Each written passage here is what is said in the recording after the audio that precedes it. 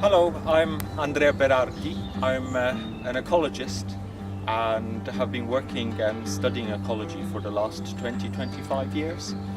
I am part of the Save Granny Kettle Wood campaign, and I own 5.5 acres of this woodland, and I'm just adjacent upstream of the area that has been illegally clear-felled by developers.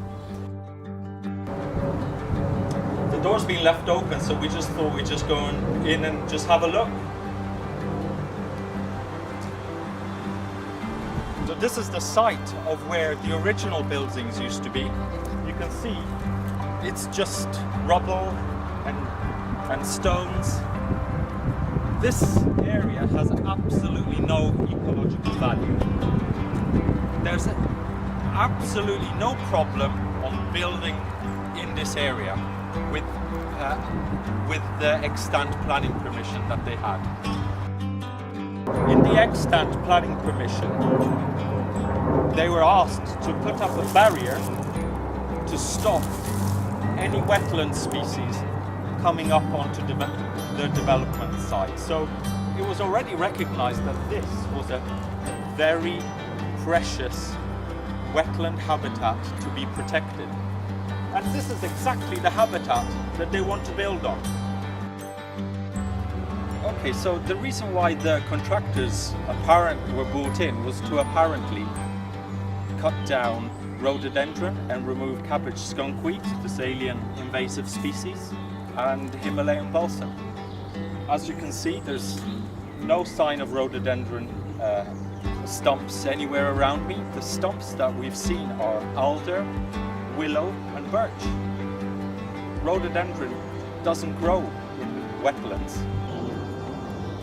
So this is an example of one of the trees that was cut down by the developer.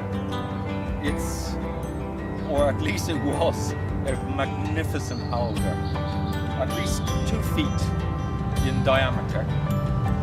No sign of rot in the trunk. This was a perfectly healthy tree. You can see it was upright, absolutely nothing wrong with it, and it was cut down. Okay, so this is one of the many piles of logs that they tried desperately to burn down, and they were pouring gasoline all over these piles. However, alder, especially when it's fresh and when it's a very healthy log, not rotted through, just can't burn. It's one of the few species that doesn't produce a good flame when it's burnt, and so in the absence of a flame, alder will just not burn down. And just look at the size of these trees. They're enormous trees, and you can also see plenty of examples of stumps being grubbed out. So, you know, there must be at least 20 stumps in this pile. What I find perplexing is that this evidence has been left standing here for a whole year. They haven't bothered to get rid of it. And this is incriminating evidence for illegal felling. You've got healthy, mature alders here. So this is very suspicious for me. It gives me the impression that somewhere very high up the council, these developers have been told, don't worry about it, you won't be investigated, you won't be prosecuted, just go ahead with your development. So this is a pile of logs, the only pile that they haven't burned down.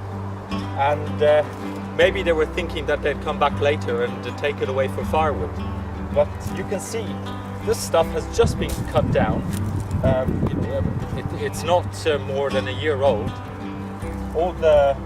There's no mushrooms growing in the log. This is a very healthy alder log. Nothing wrong with it. So as you can see, we are in a wetland.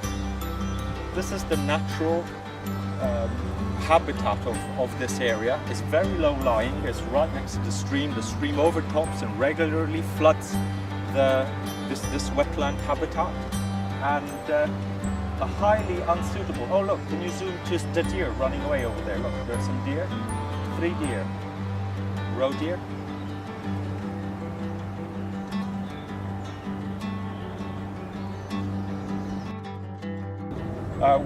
Before we saw the deer, I was talking about that this is the natural habitat of this area. It's a ridiculous place to put a mansion in. They will have to build a very tall artificial island in here to stop it from being flooded. At the same time, when you put an artificial island right across this wetland, it will effectively create a dam. So when you have the big rush of water coming down through a very large catchment that drains almost the whole of Sunningdale, where is it going to go? It won't flow through this dammed area, and it's going to flood all the way upstream. So this is the original wetland. You can see it's very wet, right?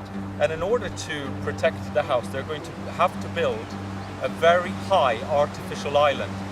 It hasn't rained for substantially for about 3 months now, and still there's standing water in here. So just imagine when it starts bucketing down. Now, not only did they illegally clear fell, but they illegally started to build this artificial island without planning permission, without permission from the Environment Agency to start infilling, and it's rubble. You can see, bricks and concrete. So they started infilling with bricks and concrete.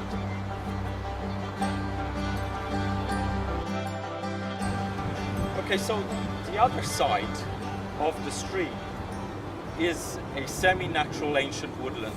It's full of very tall trees, very old mature trees.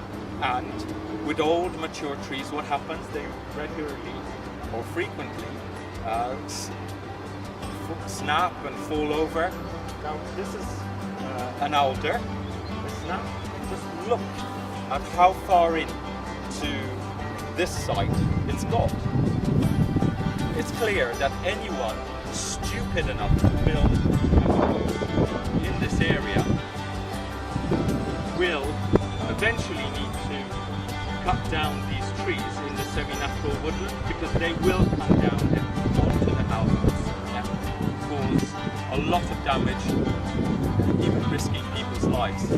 So even the semi-natural woodland will be felled eventually. It's a no-brainer. So here we are in the middle of where the house is going to be built.